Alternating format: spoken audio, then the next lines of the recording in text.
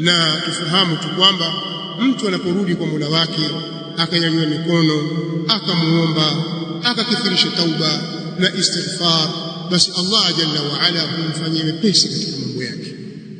Na wasio wale wasusuavu wa nyoyo zikawa ngumu, nyoyo hazilainiki kwa mitihani. Moyo wako utakiwa ulainike, na katika njia ambazo zitamsaidia katika kulainisha moyo ni kukithirisha kusoma Al-Qur'an. Jingine ni kumdhukuru sana Allah jalla wa ala fi sirri wal alan.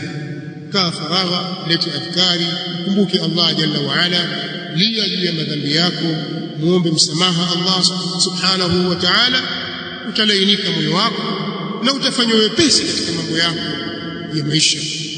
Lakini haya yote wayafanya kwa maslahi ya dini yako na akhira yako, na hakuna kitu chenye thamani kwa Muislamu kama dini yake. Usiipoteze dini yako kwa sababu ya njaa.